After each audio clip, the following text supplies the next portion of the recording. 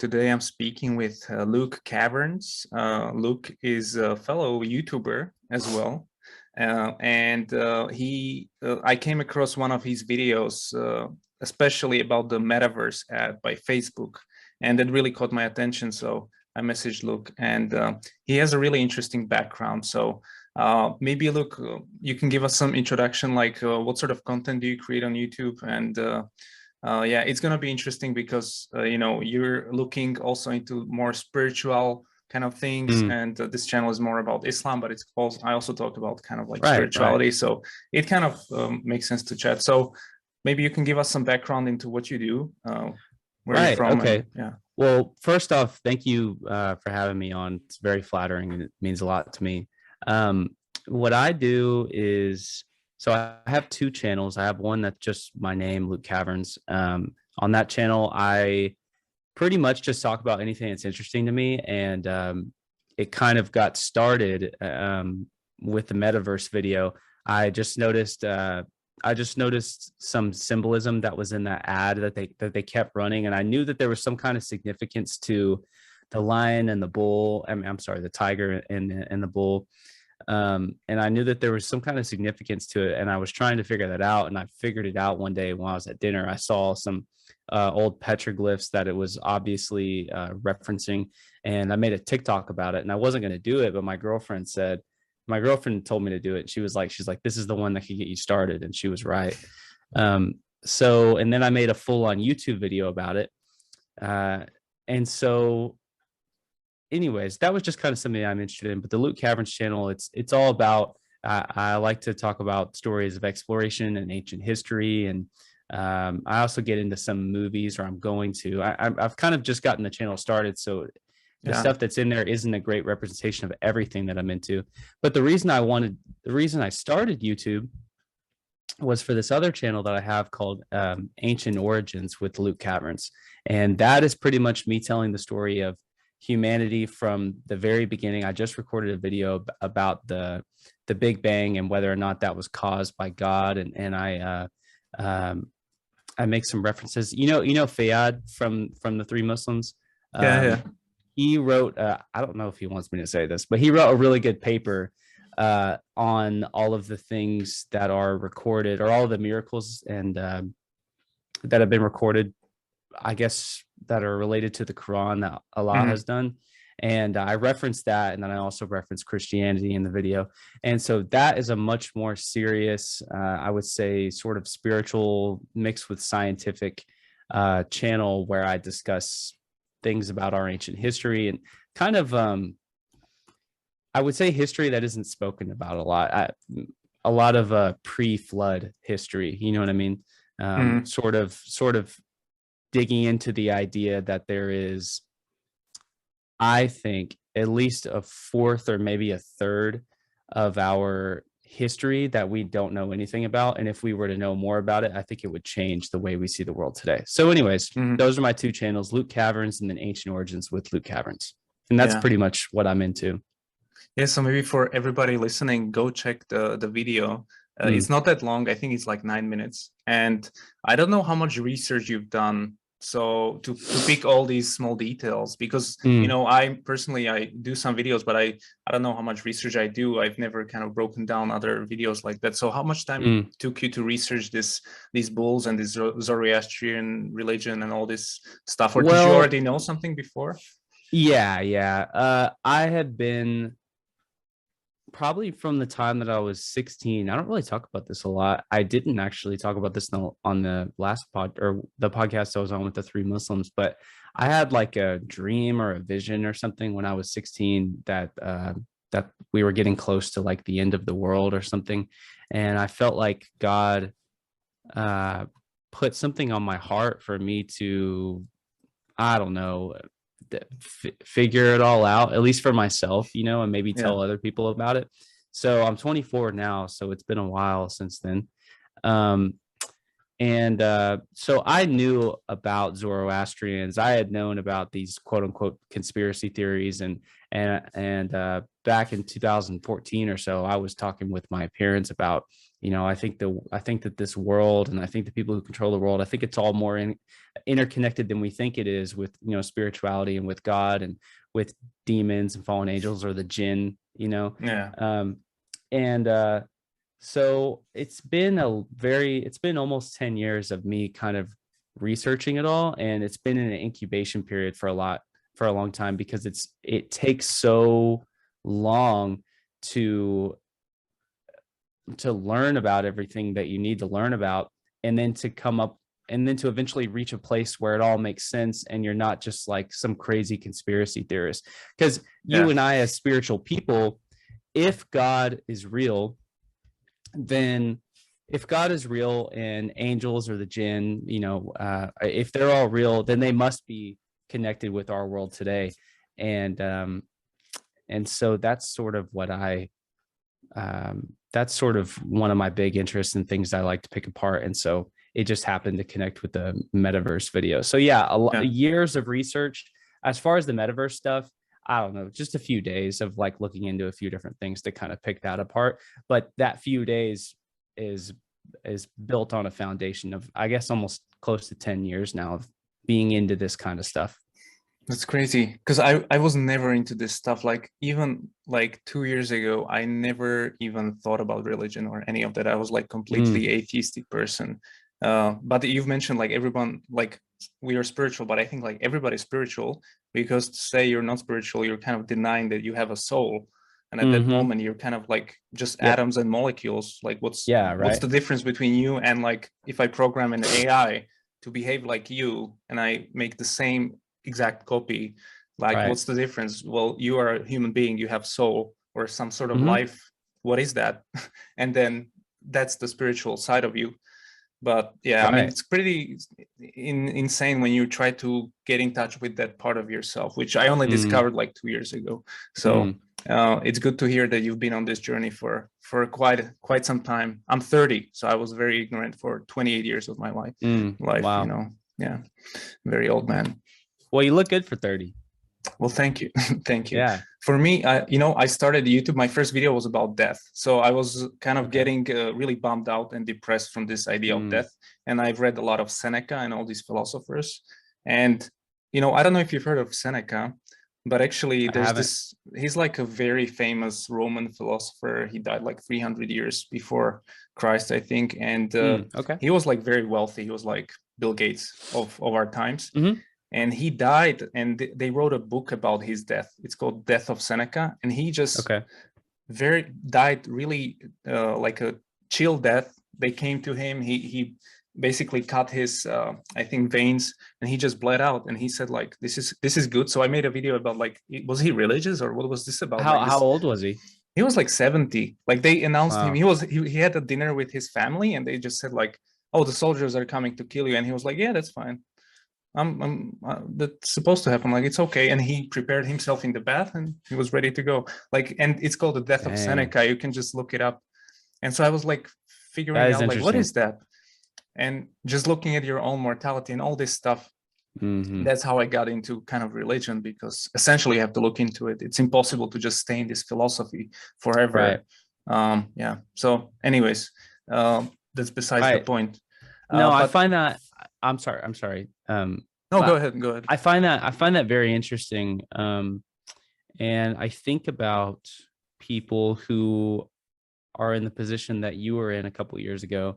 It has to be difficult to come from a place where you're not raised. I'm not talking about you in particular. I'm just talking about anybody, but who was raised in a position where they're not taught about religion, and it's got to be very difficult to make that leap from having this innate idea that there is nothing else, to eventually getting to the point where you actually become a religious person. But this next video I'm making right now, where I talk about the possibility that God was the one that did the Big Bang, I also go into the possibilities of, if there is not a God, and how much more likely it is that there is a God. And if I get these numbers right,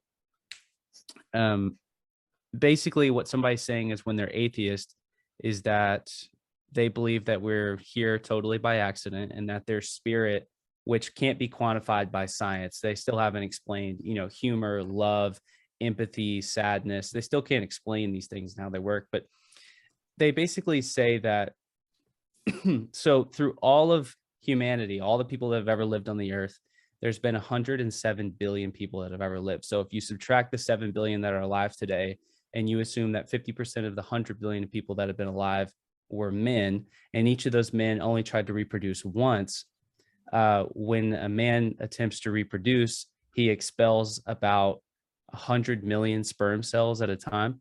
So you landed the odds of just being one of 100 million sperm cells born to one of 50 billion men on a planet that has a 1 in 60 billion chance of actually existing, because NASA says there's a 1 in 60 billion chance that there is another planet in our universe like the Earth that's capable of having life. So we already had a 1 in 60 billion chance of being on this planet. And then the chance of the universe itself even existing, of existence even existing, that likelihood is so close to zero and so much smaller than 1 in 60 billion that it makes the odds of 1 in 60 billion look very favorable. So you're taking this huge leap of faith as an atheist. You know what I mean? So it's like your probability of existing is either so close to zero that the odds of 1 in 60 billion are actually optimistic, or it's 100%. You know what I mean? And I encourage people in that video to really take a look at themselves and think about this spirit that pilots your body, and think about your existence of you being here. Do you really think it's not intentional? Do you really think you weren't supposed to be here? That you are so lucky that you're not an ant? You know what I mean? You're a human. Like, you're a sentient being that can contemplate and calculate the likelihood of your own existence. I mean, dude, that's insane. Out of the 13, out of what I believe the 13.5 billion years of existence that have ever existed, you're a sentient being on a planet capable of inhabiting life. Like, it's just crazy. And the odds of you landing that are zero, so it's either 0 or 100. And in my opinion, it's probably more likely that it's 100. There's 100% chance that we're meant to be here because there's a God. Right. Yeah. I mean, this is funny. I never knew that you were looking into this specific issue, because I actually wrote a book on cosmological arguments. So maybe really? I can just send you that, because I'd it's love to read actually it. like pretty intense, and it's very short. It's just 25 pages, and it goes through all the possible options for the Big Bang. I'm not talking about the Quran mentioning in 2 verses that everything was joined together and it all expanded, which many people didn't know what to make of this verse until like 30 years ago, because it started to make sense then. Until then, it was like anti-scientific, because, and this is the point, like science never catches up to ultimate knowledge. But anyways, then there's another verse, we keep expanding the heavens, like expanding on the universe. So there's a couple of hints. But besides this, with regards to the Big Bang, you really have a couple of options only. You can either say there's a cyclical universe, which basically is reborn and then dies, and reborn and dies. You have a problem here because you have an infinite chain of these universes. Infinity cannot exist, because then this moment in time wouldn't start. In infinity, you don't have a beginning. And so then you have sort of like a paradox. And the same thing goes for multiverses. Like, you can either have a limited set of multiverses, but then there had to be the first, or you have an infinite number of multiverses, but again, you have a problem with infinity there, because it's impossible, because we know this universe had a beginning. So then what? Right. And you have all these problems. Also explaining that, maybe from contingency now argument, that everything is kind of made of parts, even the universe. So universe is depending on the parts. It can kind of explain its own existence by just existing. It has to have an explanation for it, and it had a cause behind it, because everything in this universe has a cause. So even the universe itself had to have a cause, otherwise it had to cause itself, which is a contradiction. So, or you can say like, oh, it's we don't know. That's an option. Most people just take that. But it's kind of like a cop-out, because you can It is a actually figure it cop-out. out. It You is. can, Yes. through logic, you can exclude some options, and you basically get like, okay, it was either caused by something uncaused, which in this case could be this necessary being. Then we get into the attributes and all that. Or it could be caused by something other that's caused, but then you have again the problem, well, who created that God? Who created that God? So this goes forever. So you have to have an uncaused necessary being which doesn't begin to exist, so it doesn't require an explanation, because otherwise you would have to explain that its existence. So I wrote all these options, and then you go into the attributes, because it can be part of the existence, so it's outside of space and time logically, and then you basically list out all the attributes. And this is how I got into Islam, because I was like mapping these things out, and then I was looking at different religions, like which of these matches the description of the entity here, and does the entity have any consciousness, or is it random? But it can be random because it actually decided to create the universe. So it could have decided not to create it as well, because it's eternal. So how can an eternal entity create a temporary universe? It had to have a kind of a mind on its own, or something like that. And so from there, you just kind of look at it, and I was just left with Christianity. You have Islam or Judaism. All the other ones are kind of like too polytheistic for it to make sense, because you can only have this one cause behind it. You can't have multiple ones. And so then it's more about religion at that point, you know. But yeah, I didn't want to go on the tangent, or just this explanation, but I've looked at this. I'll send you the book afterwards. You can find something I would useful. love to read it. Yeah, I'm sure I would find something useful in it. About Christianity being polytheistic, I didn't claim that it's polytheistic, right? I just said like, well, it claims to be one, right? Like a Unitarian, not the Unitarian, monotheistic. But yeah, sorry, go ahead. No, it's okay. It's okay. Because I'm a Christian, so I'm a former Christian. 15 years of my life, I was a Christian, baptized, did the whole thing. So Catholic, you know, so yeah. Okay. I didn't know that. Yeah. Well, I had people reach out to me after the podcast I did with the 3 Muslims, and they had understandably the idea that Christianity is, I don't think that they mean polytheistic in the way that, like, you know, Greek mythology or Roman mythology would be, but I can understand, as someone who isn't raised Christian, how they might think that it was polytheistic. But no, myself personally, I think that Yahweh or Allah or whatever is the only God, is the one true God.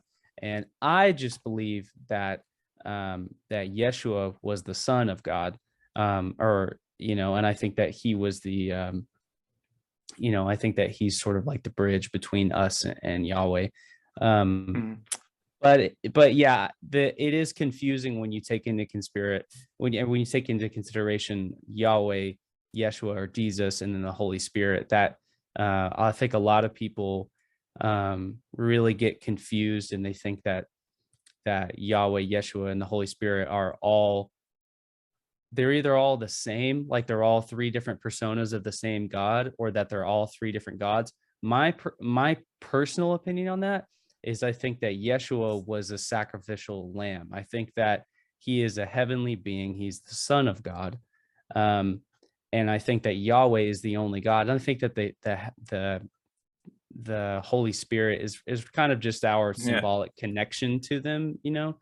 With regards to the Son of God, I mean, I agree with you in that concept, which you just said, because essentially each prophet in the Bible is called Son of God, by the way. If you just pick up a Bible and you look at David and all these people, they are called Son of God. So this is not something weird. And especially looking at the Jewish language, I think the Hebrew there, this is very common to say. And so if you look at the first 200 or 300 years of Christianity, nobody thought that Jesus is God, actually. This was not even in any idea until the second council, not of Nicaea, but I think the second, I'm not sure where it was, where the Roman emperor actually locked people in the room, and they had to figure out if Jesus is God, or if he's the Son of God, or if there's Trinity or whatever. And that's where they kind of established the whole doctrine. But yeah, If you look at the Yeah, life yeah, of no, early that Christians, they completely have the different understanding of Jesus. no, Yeah. that's exactly right. Like I'll be around other Christians, and when they pray to Jesus, and I'm thinking, I mean, you know, I used to do that because technically, like, that's the usually as a Christian, you should believe Jesus is God, even though it's kind of also the Son of God. But it's yeah, confusing because in the Bible he's praying to the Father, but then also there are hints that he is kind of the way. So it's kind of confusing, in that sense. right. No, no, I totally understand. But also, and I could be mistaken, but I don't think Jesus ever instructed anybody to pray to him. I think the whole time he was on the earth, he was encouraging people to look to the Father. You know what I mean? And that was his purpose on the earth. So my point of view, and a lot of Mhm. Christians may disagree with me, is, when we go back to Abraham or Abram, and he had to sacrifice Isaac, that's probably like the most messed up part of the Old Testament. You know what I mean? That when he was instructed to sacrifice Isaac and then God stopped him. But it is symbolic, and it lets you see, when you talk to a lot of Christians about it, they're like, man, that's so messed up. And it's like, yes, from a Christian's perspective, or from my perspective at least, it's foreshadowing, because God didn't make Abraham do that. It was foreshadowing, and it lets you know how messed up this is, and then God did it himself. And he was the only person that he required to do it. And so I guess the reason I'm inclined more to Christianity is because the idea that God suffered, you know what I mean? He went through something that was so traumatic, he wouldn't even make Abraham go through it. And he suffered for us. You know what I mean? That's sort of the thing that's very attractive to me about Christianity, the fact that he sacrificed his son for us. And that's an attractive idea to me, that a God, that a being would suffer for us. So I say that to say that it is God. I think that as a Christian, I don't think we need to be looking to Jesus. He is the bridge between us and Yahweh, but I don't think that Jesus is God. I think he's sort of like an extension of him. He's an extension of him, like a messenger. I mean, he is a Messiah, but I don't think that he is. I don't think that Jesus or Yeshua is God. That's my personal opinion. You know Yeah. what I mean? With Abraham in Islam, it's slightly different because it's Is it Ishmael really? who's it's the other son who is sacrificed. It's Mm-hmm. not Isaac. Yeah. And Oh, really? I yeah, didn't realize. So the sons are different. the sons are different, and that's when the Muhammad is basically from his lineage. And yeah, so Mm-hmm. it's slightly different. And basically, he had a dream that no, Abraham had a dream that he has to sacrifice him, and it's from Allah. And he Mm. asked his son what he thinks about it, Ishmael, and he said, like, you should do it. You should sacrifice me. So Wow. they go on the table. He puts him there, and he even says, like, don't look me in the eye, turn me around, and just kind of kill me. Mm. And basically God stops it, and Mm. says it was a test, and he passed, because it's like the highest. We actually Mm-hmm. celebrate, it's like the biggest festival for Muslims is Really? this act of Abraham, and we basically sacrifice a lamb. So I did it last year as a first time Muslim. I didn't even know this is the thing, to be honest. Like, people just tell me what I should, because there are new holidays and all this stuff. So I and they told me, like, we actually, yeah, sacrifice a lamb. So you go out, you have a lamp, and you basically, there's the whole ritual where you kind of pray, you sacrifice the lamp as a kind of this is done in the whole Muslim world. And basically Mm-hmm. then you eat the meat, you have to eat it all, or you give it as a charity. So you donate bits and pieces. And I was eating this one lamb for like 2 months with my wife. So we had Really? so Was it much good? meat. Yeah, it was really good. And yeah, so it's kind of different, but yeah, kind of similar. But with regards to Jesus and the suffering, I get that part definitely. But the thing is, like, especially when it comes to forgiveness of the sins, in Islam, it's pretty clear, like, no soul shall bear other people's sins. So, like, you are accountable for yourself, this Mm. guy for himself. So if, I don't know, Hitler believed in Jesus, then technically Jesus should be taking his sins as well. Mm. And that can be problematic. So in Islam, this doesn't exist. No one else can die for your sins, or you can't trade them. You'll be basically answering for everything you've done. Right. And there's not much you can do about it. So that's kind of it. No, So no. that's the thing, like you don't have this kind of a, as a Muslim, I still am afraid because I don't have a guaranteed anything.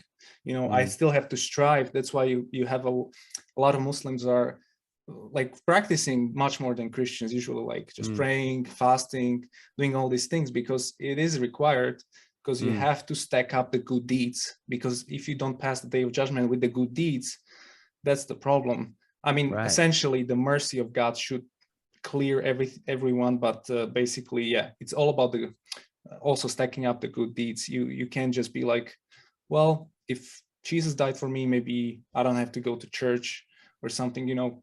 It might be slightly problematic. So that's why it's kind of like strict in that sense, where, but I don't mind it. But I guess people looking from outside, like all my family, they don't get me, like why I did this.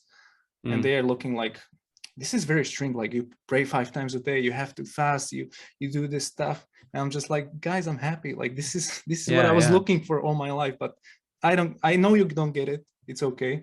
But yeah, it's not that strange. Don't worry. No, I totally understand that. How do you feel how do you feel from the position that you're at, where you know, I don't claim to know, like I'm not an expert on Christianity or Islam. Maybe nobody is, but you know, I guess from my point of view, the way I see it as a Christian is kind of like referencing what I said about God suffering for us, is as a Christian, everything is based on grace, and it's like a tragic love between us and God himself, because he knows that there's nothing that we'll ever do. There's no, as from a Christian standpoint, and what I believe is that there's nothing I'll ever do to ever be good enough. And God has already told me that, man, he loves me anyways. And he suffered tragically for my fate. And everything in Christianity is based on grace. There is nothing that I can do. There's no amount of good deeds that I can stack up, because I'm innately evil. And most of my thoughts that I have all throughout the day are impure and disgusting, and as with everybody. And I believe that's because our gene pool is contaminated with like fallen angels. That's a whole other thing. I think that we're not the beings that we were quote unquote intended to be, but I think that God has a tragic love for us, and as long as we believe and understand that the sacrifice that he made and how much he suffered for us, I think that our ticket is punched. And I think as long as we understand that and we love him and we acknowledge his existence, I think our ticket's punched, man. I don't think that that's just my belief as a Christian, and that's what resonates with me. But it's really difficult when I talk to somebody like you, and I can tell you're a smart guy. And when I talk to the 3 Muslims, Fayed and Rami, they're all smart guys, and they're very convicted about what they believe. And it seems like they have, when I think of God, I get this sense in my soul that I get the sense of truth, and it's really hard when I talk to people like you guys, and I can sense that you get the same thing. And it makes me wonder, like, do any of us have a real understanding of what this is, or do we just understand like a speck of it all? And maybe at the end of the day, I don't know this to be exact, and I'm sure people on both sides would call me a heretic for saying this, but maybe at the end of the day, we're all like after God's heart, and maybe that will be recognized, and I don't think any of us, as far as a Christian, what I believe and what a lot of Christians believe, the only sin, quote unquote, that sends you to hell is something called blasphemy. And that's not saying God's name in vain. That is what as a Christian, that's what we believe that the fallen angels did, and what Lucifer did, that he recognized who God was, and he chose something else. He turned himself away. And I don't think that blasphemy is necessarily being an atheist either. I think it's recognizing and knowing the truth and turning away from it and not accepting it. Um, Yeah, that's so good. That's very so similar in some yeah. sense. Maybe I'll give you like a quick overview of the entire purpose of life from like Islamic perspective, Mm-hmm. from different realities. Just, I mean, there may be some Muslims mad because I'm not qualified to do this, but Dude, I make so many Christians mad. Go ahead. yeah, I That's can imagine. Well, basically, the whole point is there was the Garden of Eden, and the whole Adam and Eve story is the same, but it is different in a sense that when Adam does the sin of eating the forbidden fruit, God doesn't get mad in the Quran. He expects it, and because it's the first independent choice, so you can think about it like, okay, they live in this sort of heaven. They are not on earth yet. They live in this heaven somewhere, and God is waiting on something. So he created Adam. The Satan that is the same, he didn't bow down to Adam. He made all the angels bow down except this Iblis, which is Shaitan, which is Satan, because he's arrogant. He thinks he's better creation than, let's say, Adam. And basically, yeah, they are just in this garden, just like hanging out. Not much is going on, and something we're waiting for something. It's like programming AI, right? So like, what are we waiting for? The first independent choice. And so the first independent choice is to disobey the direct order of God. So that happened, but God didn't get mad, because in the Bible is very mad, and like the woman has to have pain when she's like giving birth. He sends to earth everybody, right? It's slightly different. In the Quran, he now removes them from this reality and puts them on earth, not as a punishment, but as a testing place, where basically after this existence, now this is going to be strange, but after this existence, you have the whole after death, the day of judgment, and then you have hell or hellfire. And this entire purpose of this planet Earth and this existence is to you freely choose where you want to end up based on your decisions. So that's the whole point. So that's why there's suffering as well. There's good and evil in this world, and you choose whatever you want to do. You have a free will, but God already knows your choice, but he doesn't make you do it. It's just he's all knowing. However, you do have a free will. This is important. That is like a key aspect. Free will in Islam and intellect. This is like really strict.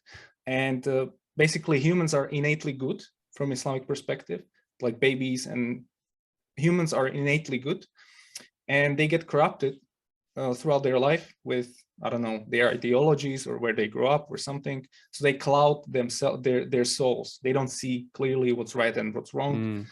So that's the whole narrative there.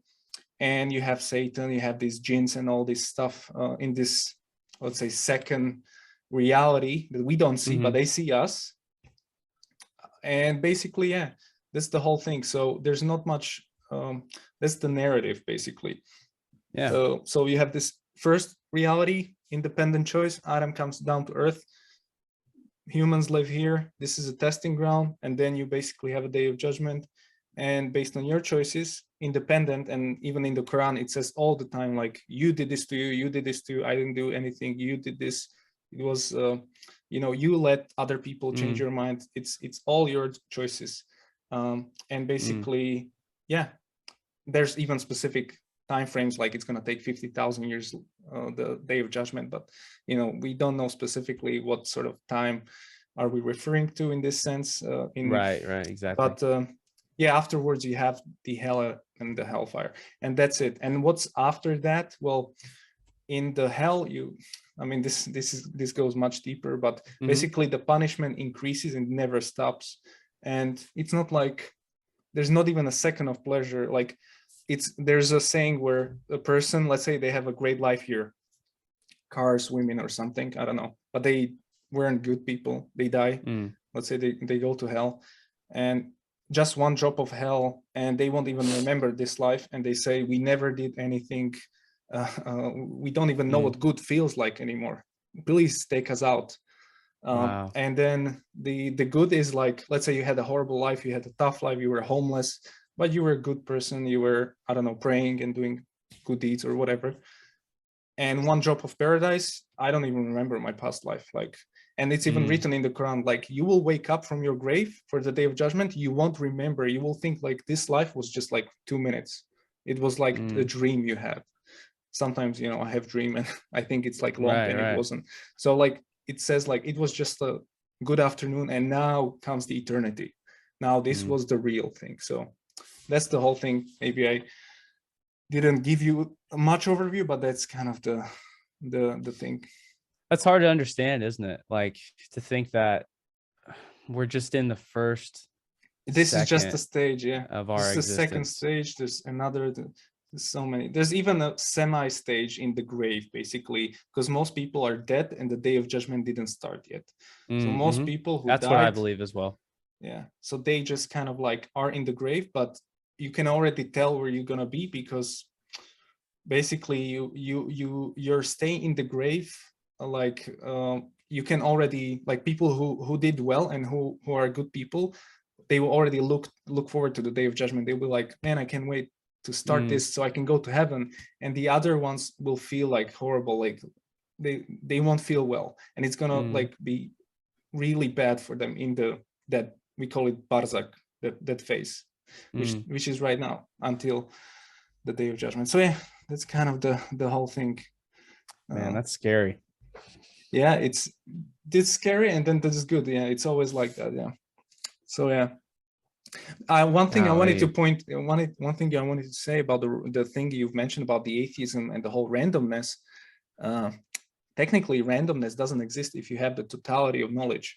So if you were all knowing, then randomness doesn't exist. Even with, let's say you have a child. That's a good point. That's a great point. Like maybe they don't get what you're doing. They think it's random, but you already know something they don't know. And so the whole randomness is really like, if you believe in random mutations in something, that's fine, but you're just ignorant. You just don't have the knowledge, because an all-knowing being knows this process, and there's no randomness in the universe, actually, probably from that perspective, right? Right. I don't think that there's probably a lot of difference between Yahweh and Allah. You know, it doesn't seem like there's a lot of difference. So there are some core differences, but they're obviously both very creative. You know, they enjoy creating. They get, you know, they get satisfaction out of it. So to think that we are, you know, God's only planet with human beings on it, or you know, I think we're made in God's image, so you know, we look humanoid like God probably does, I think. So the idea that, you know, we have this big old universe. If you ever go, you know, out somewhere where you can see all the stars and there's not light pollution, man, our universe is so vast. And if you had a telescope and you could zoom in to one little square inch in the sky, there would be like 100 million other stars in that little square inch. And so we have this vast universe. It's just so unbelievably massive. And you know, our galaxy alone has 100 billion planets, and our galaxy is in this nebula thing that has like over 100 billion galaxies. So it's just crazy. In terms of this galaxy, you know, there's Andromeda, which is the second galaxy next to our galaxy, and at some point they're gonna merge, and there's gonna be like a giant explosion. And so, like, I always get like these funny feelings, like when Elon Musk wants to go on to space to save whatever, to occupy other planets. Like, there's no way you can make it in time. Like, either way, you're gonna be destroyed, whether in billion years. Like, as an atheist, you can't have a purpose in life, because the universe itself will stop to exist at some point. It will evaporate. Stephen Hawking said it, that like the universe will expand so much that it will evaporate, and only black holes will remain. This is the future you have as an atheist. So like, how can you have a purpose of life? It's impossible. You can create it, or you can cheat it, like Sigmund Freud said, like you should come up with something to keep you busy, but essentially you're just cheating, because there is no purpose. Exactly. So, exactly, because it can't be.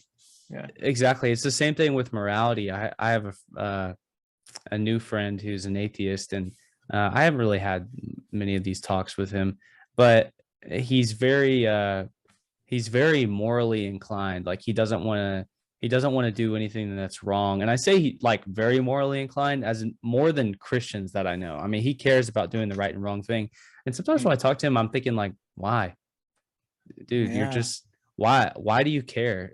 Who cares? I mean, you're just, all you are is a bunch of atoms and molecules on on a quote unquote random planet in the middle of space. Like, why don't you just do whatever you want? Why don't you just violate people all the time and just do whatever you want? There's no good and evil according to you, and you're gonna die.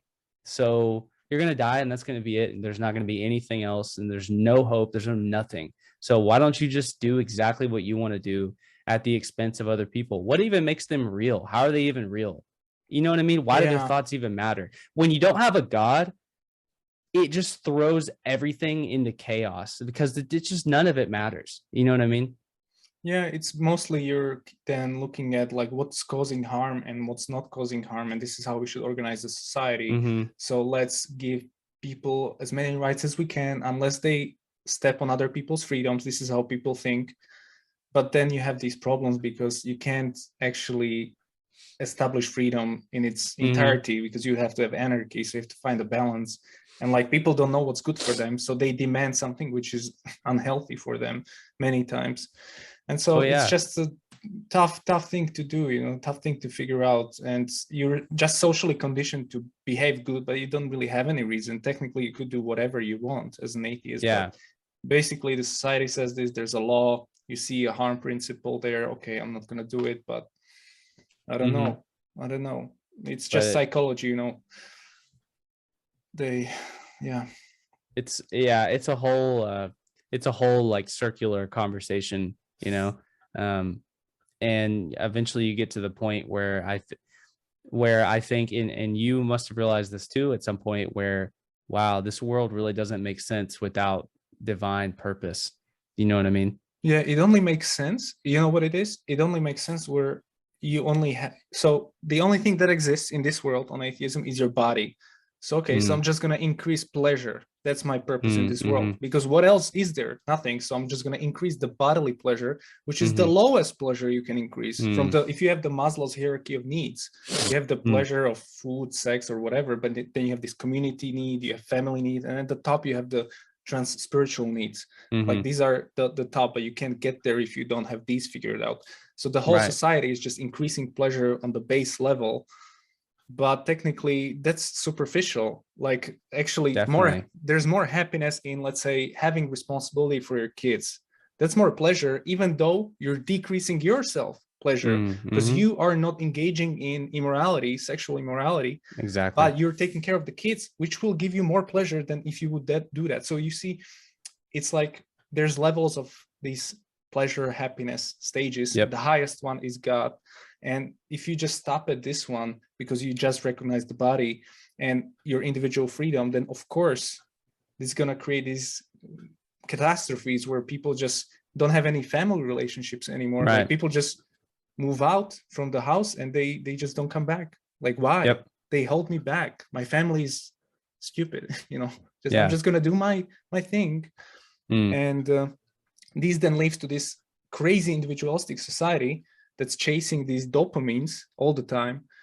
And at the end, in some near future metaverse, so there comes a point where, okay, our bodies are limiting our consciousness. Let's upload ourselves to the cloud, get rid of this thing, and let's do it.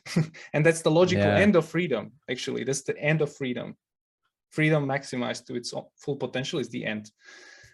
Because it means you will never hold your baby again. You will never like see a smile or whatever. It's all going to be virtual. And the only one who's going to live in this world are practicing Jews, Christians, and Muslims, because they recognize this reality over the fake one. But everybody else is going to go. That's my view on the whole kind of modern world. I don't know. Yeah, man, golly, it's overwhelming to think about, isn't it?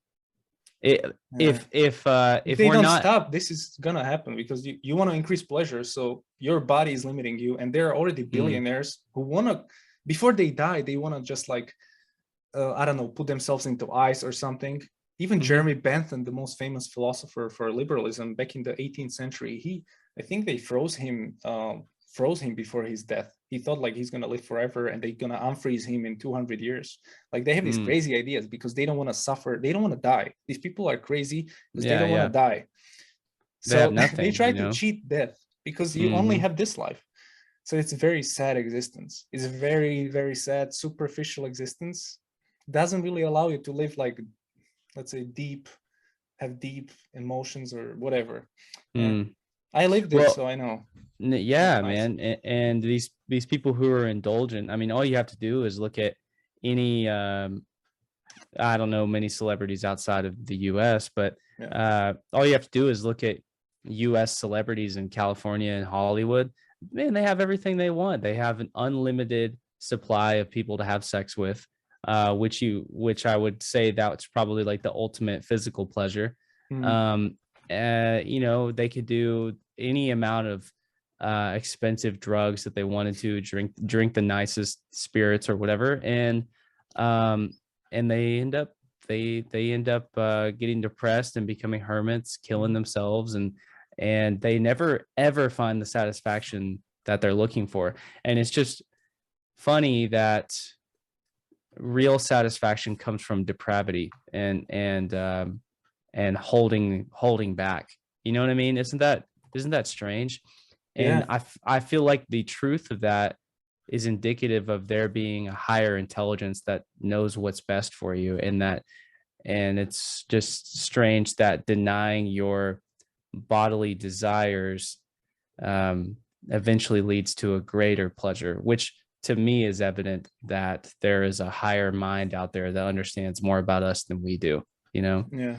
it's Yeah, if you just think about I don't know if you know Linkin Park, the singer who killed yeah. himself. Like, people say like, okay, you should like figure out your talent, okay, and be the best in that area, and then you will be actualized because your talent and your work will be like the best.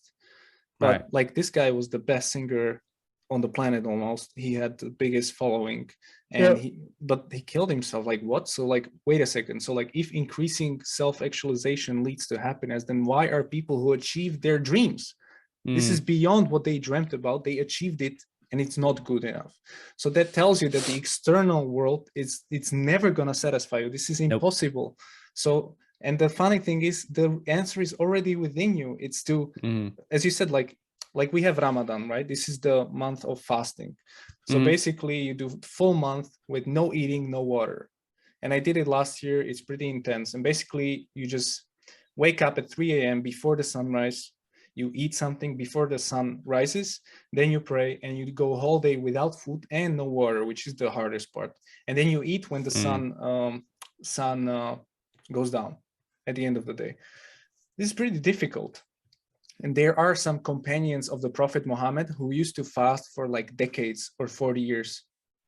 And the food that their wife would cook, they would give it in charity. Like, these people were on another level. Like, I'm not even talking about like what sort of level they were at, but basically you're just going into yourself and getting rid of, you can't have sex, you can't smoke, you can't eat. It's not just not eating or drinking, it's getting all desires away from you and just doing a giant detox. And it's pretty crazy. Like, that definitely helps. Yeah, so even if you're not a Muslim, you can try it out for one day and you'll see like, okay, okay, I see the point. Because some things in this world I can explain, but until you do them, it's kind of hard. Like, I can tell you what it feels like, but you really have to do it. And that's the first-hand experience. And that's what I always say to like atheists or some people, like you have to experience praying before you like judge, or like you haven't experienced it. If I tell you, like, if I read 20 books about what is pain, do I know what is pain? No, I have to physically experience pain. And most people don't have to read a book. You can just pinch them. Okay, that's pain, I get it. But it doesn't explain anything. If you read a book about something, you didn't learn anything. You have to actually experience that thing, whether it's driving, having sex, or something. These things are unknown via theory. You have to do them. The same with God or praying or all these things. Like, you have to try it out. Yeah. No, I have never fasted. I've never done anything like that before, but I can't imagine what it would be like. It's in Christianity as well. Fasting. Jesus was fasting quite a lot, actually. Yes. Yeah. So, and yeah. There's an actor who I'm a big fan of. He's actually in the new Spider-Man movie, Andrew Garfield, if you know who that is. Yeah.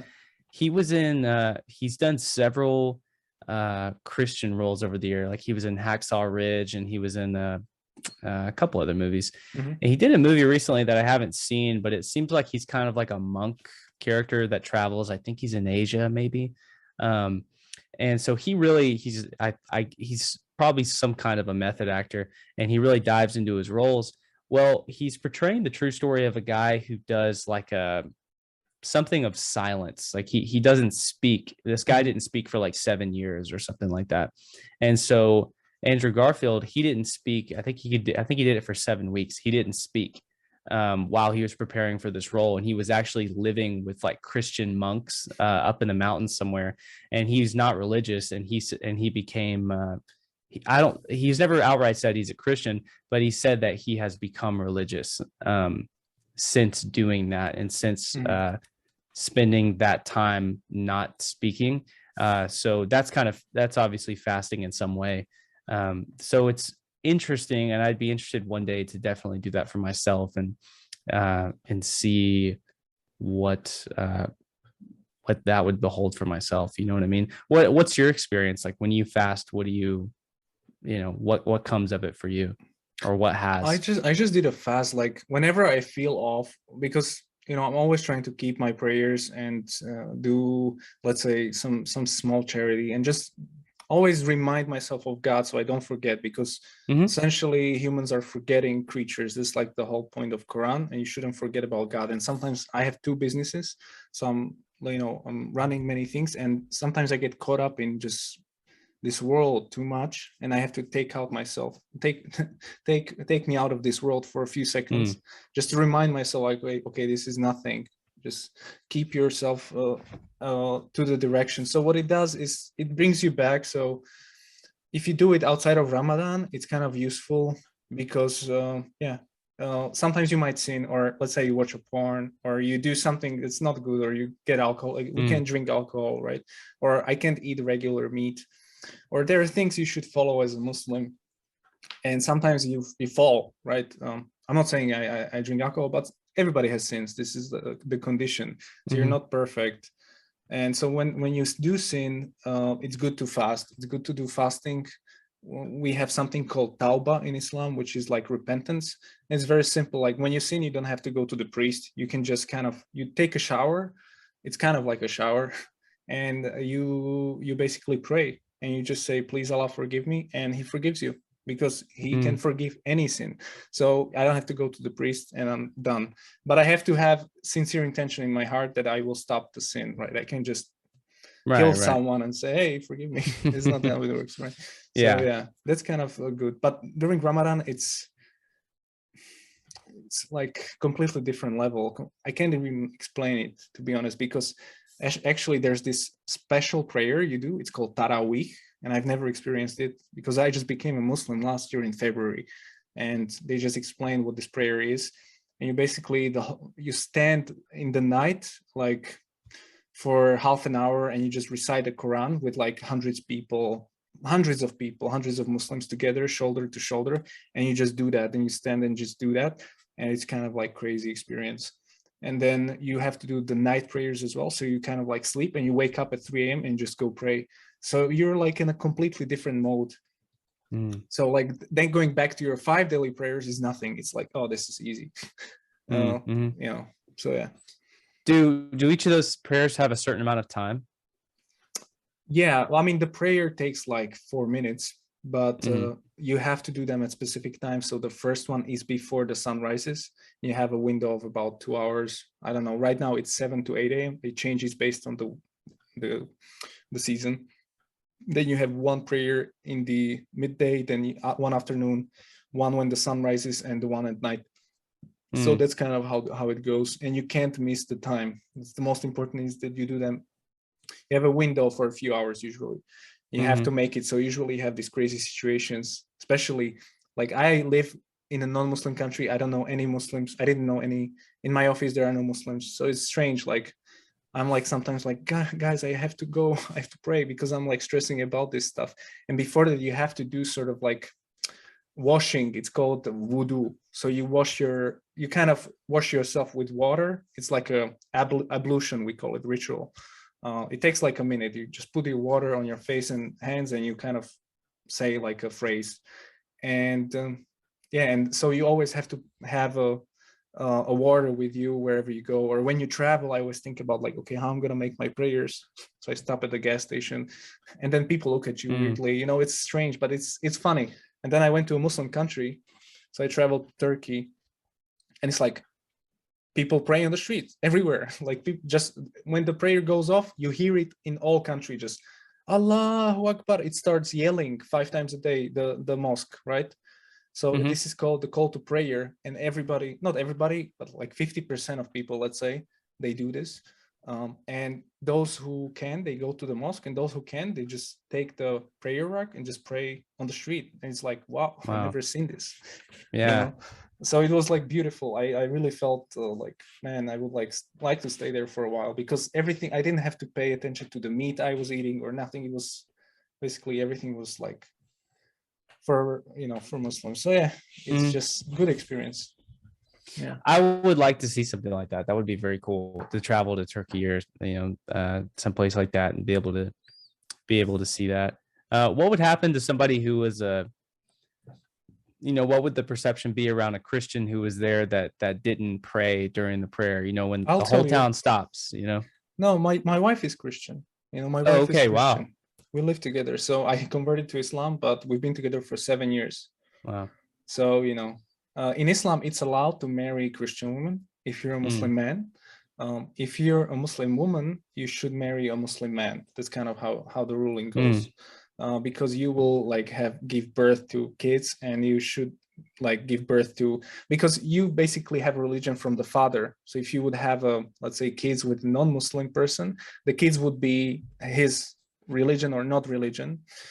And so our kids, we had to make a deal, and she agreed like, okay, they'll be raised as Muslims, because like it's kind of how it has to be, because they can't go both Christian and Muslim. They'll be very confused. And if they go just Christian, because she's, you know, it's kind of we had to have that argument, you know, it wasn't easy. But she was with me in Turkey. She put her headscarf on, and she was just with me in the mosques everywhere. She knows everything about Islam. I show her everything. So it's just a good experience, you know. Nothing happens like you go to the mosque, you just watch people, they give you food or something. It's, you know, is it good food? There's yeah, of course. There's many Christians in the Middle East. Like if you look at like the president of Lebanon, I think he's a Christian, and sometimes it's like 50% of population. So in Saudi Arabia, it's not like that. It's like very small, but in these countries, you find churches, like you see these things. It's not like that many, but it's okay. Like in Islam, Christians are sort of like a protected class, and Jews. So basically when Muslims take over a country, like when there's like a war in 1,000 years ago, what would happen? Like they wouldn't kill anyone. They would just kill the soldiers, but they would, all the churches and everything, they would keep that, and they would not convert forcibly the Christians or the Jews. They would allow them to practice, but they would have to pay a special tax. It's called jizya, and it's only for those who can afford it. So no woman or slave or old person would pay it, or child. I think just men have to pay it, and it's actually less than what Muslim has to pay, which is 2.5%. This zakat, and everyone has to pay this. That's for the protection, so that you can use their army. So like if somebody invades, you can have like Muslims protect you, whatever. So like if you look at Jerusalem, like for thousands of years, like Jews, Christians, and Muslims lived there. And it was under Muslim rule for 800 years, until like 1948 when Israel was created. And now we have all these issues. But anyways, it's like, yeah, so the point was they don't kill the native population Muslims. They want to like create a system to either protect them, but of course they put incentives in place to, you know, because the whole government is Islamic usually. If you look at the history from our perspective, like European perspective, where I am, we usually kill everyone. So like if we go somewhere, you just genocide the people, and you don't allow them to do anything. And this is the same today. Like if you look at the wars in the Middle East, they don't go there, like the drones that go, they just wipe out schools and just kill millions of people. And that's so unfortunate. Like this is not actually allowed in Islam. It's Islamic. I studied Islamic warfare just to make sure, like, is this ISIS or what's going on? Like, what's the difference here? And yeah, there's pretty strict rules actually. So yeah, I'm just kind of giving you some Yeah. No, background into that. it's very fascinating. I'm hoping I'm hoping maybe once travel opens up again. I don't know what travel's like in that area of the world, but I really, It's really want cool. to go. I really want to go to Egypt. I want to go to Cairo. I Mhm. really want to go to Jordan, but I don't know that Jordan is. I want to go see Petra. Um, Yeah.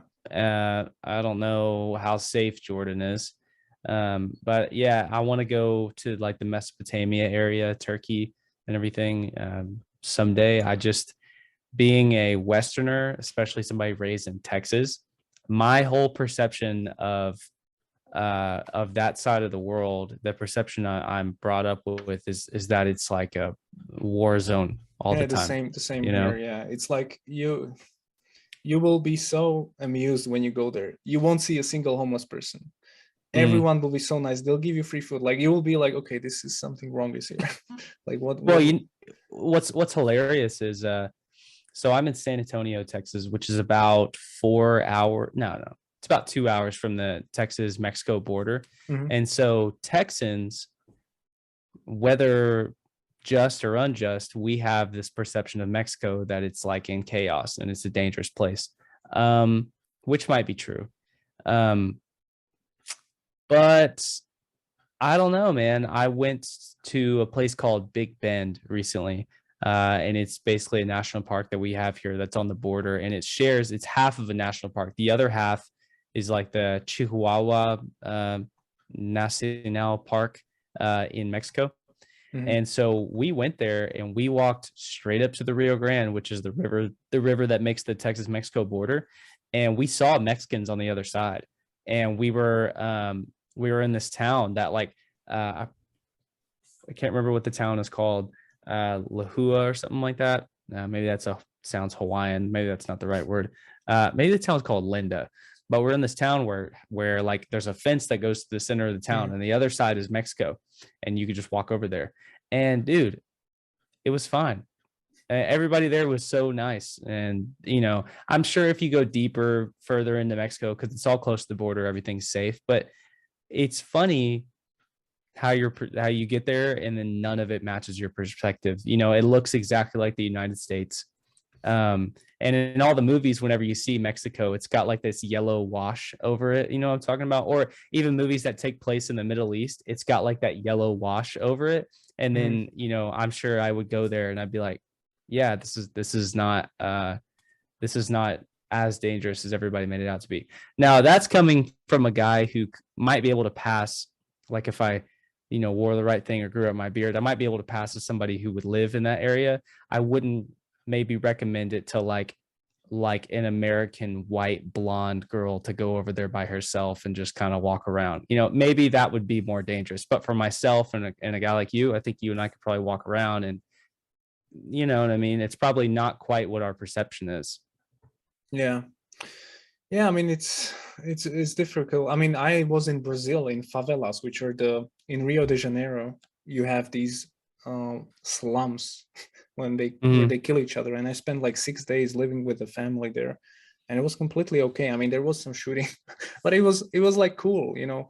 And Mm. I lived in the U.S. for 1 year. I lived in Utah with Mormons. Then Okay, yeah. Really? Alaska, yeah. What brought you to Utah to It live was with the like Mormons? 10 years ago. I was working in the amusement park there Oh, okay. as a student. Yeah. So that was really fun. And they were really nice. I really like Mormons. I know what they Yeah. believe is kind of Oh, strange, dude, but they're I really awesome. like their attitude. Are And they not some of the nicest people you've ever met? yeah, I they are. swear they are. And that's another thing. So And I'm some of the reading. richest as well. They are Oh very yeah. rich. Oh All of yeah. them are lawyers and doctors, and they have like these $1 million homes.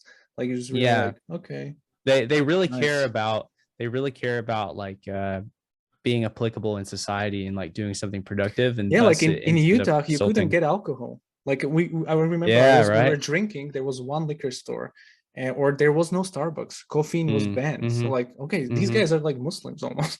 Like they organized their society in Utah so that it's like clean, and there was like everything was cut. The grass was clean. It was like a really nice state. And then I went to LA and I was like, this is disgusting. Like Right? this is horrible. That's what overindulgence does, you know. Yeah, it's unbelievable. We have a really close, he's kind of like an uncle to me, guy who's I don't know, he's like, I say he's high up in the Mormon church, but he is kind of high up in the Mormon church. And he gave me a copy of the Book of Mormon. I'm reading it right now. A lot of it is perfectly believable. A lot of it, you know, lines up perfectly with Christianity. There's a couple things that I'm skeptical about that maybe I'll come around to him one day. But see, that's another hard thing, because this guy is really, really intelligent. And man, every time I talk to him about faith, he tears up and he gets emotional about it. And I can tell it connects with his spirit. And I'm thinking, like, can you be wrong? Like, are you really wrong? You know, are you wrong or am I wrong? You know, and it's the same thing when I talk to Muslims, that you know, it's how can we all be so convicted of these different things? And I know that there's a lot of cross pollination of like true fact, you know, because I'll say that it's probably just based off of numbers wise, it's probably either Christians or Muslims that are right about religion, you know, and they both stem from Abraham. And so there's definitely a cross pollination of truths there. And it makes me wonder if we're all just a little bit right. And I wonder if that will be rewarded, you know, like if it, you know what I would say to this, like, if you may be correct in your understanding, but basically what you're saying indirectly is that maybe Quran is not the truth. So if you would make this suggestion, it would be good if you had both, because I was a Christian and I'm a Muslim, so I understand both perspectives, as I was an atheist for 10 years. So I have this perspective, but since maybe you haven't studied that much Quran, it would make sense that, okay, you look at it and you say, okay, I see mistakes here, and I think Bible, whatever, and then to weigh it in, because to not look into it, it's kind of like, basically the Jews didn't want to acknowledge Jesus, right? Yeah. So essentially Christians, they don't want to acknowledge that Muhammad was a prophet. Essentially, that's indirectly what they're saying. Like, okay, I don't believe in this guy in Arab desert somewhere who didn't know how to read or write, that had this religion, right? He was lunatic, or he was crazy, or he was lying, all these options, right? So you can go through the process like that. And so I would just suggest, like, if you're reading the Book of Mormon, just pick up the Quran. I have one here, actually. Clear Quran. This is the best one in the US, actually. It's like very simple, and just check it out. And then you can kind of see, like, okay, I still think Christianity is correct, or whatever. But yeah. Well, you know, it's just difficult, because I know when your faith, or sometimes when your belief system is like put on display and you have to like reevaluate what you believe, this is not a pleasant process, because part of you has to kind of go. And I always hated this, like, I have nightmares, and I just don't like it. But you know, I just try to like be like open and said, like, okay, I'm just gonna go where the truth is. So like, I didn't want to become a Muslim for 2 years. I knew, like, I think this is okay, but I don't want to become Muslim. That's crazy, because I'm the only one here. But I just did it, you know. Yeah, and you had to in some ways die to yourself. Yeah, you know exactly. what I mean? And possibly those around you as well. True. That's that's a really hard thing. And my hope is that, you know, God recognizes people who, you know, I guess I would hope, even if I did read the Quran, and I was still conflicted, my hope is that maybe, you know, if Islam is the correct religion, that maybe Allah would see that I was a man after God's own heart. You know what I mean? I was trying to figure it out. But I you know, I don't know if that would be acknowledged or not. Because in Christianity, that's a hard thing, because, you know, Yeshua, he does as far as I know, it's direct quote that he says, nobody gets to the Father unless through me. But then at the same time, the only sin that sends people to hell is blasphemy, and blasphemy is the knowing of the truth and then denying it in the same way that the fallen angels would have. So that's a hard thing for me, because there's an argument to be made that even Muslims at the end will be in heaven just like every other Christian would be. As far as from the Christian perspective, there's a good argument for that. And I guess in my uneducated sense of, I'm uneducated about Islam and the Quran, is that it would be the same in that way, and that whatever God is out there knows that I loved him however I can, and I was trying to figure him out. I don't know. Yeah. That's me being really like open and honest with you about sort of how I'm feeling. That's good. And I would just one thing, I'll just read you first 4 words of the Quran. And because you have to understand, it's direct revelation from God. It's not like it's written from a perspective of God speaking to you directly. It's not like a Bible where there's like third party or something. And just the claims here are crazy. I mean, for a person, it starts with, this is the book, there is no doubt about it. Like, try to find mistakes. And this is kind of like, you'll see so many of these claims in the Quran. And just go through the logic that it takes you, and it's gonna be pretty intense for you. I mean, if you stay open to it, it's gonna do something to you. Anyways, I don't want to take much of your time. I appreciate it. No, man, I'm really, you and I could probably talk all day. Yeah, my wife cooked pizza, so I have to go and eat something. Cool, man. Yeah, but it was nice chatting with you. I hope we catch up some other time. And absolutely, yeah, I would love to. Definitely. So thank you, Luke. And then guys, go check out Luke's channel and look at the Metaverse video, because it's getting crazy out there. Yeah. Hey, and please send me if you have a digital copy of that 25-page book that you wrote. I'd love to read that. And I will send you the link to this Big Bang video that I'm working on. You might find it interesting. And hopefully when I get some more videos out in the future, if there's anything that you think is like particularly interesting, I'd love to come back on and just chat with you and talk about it.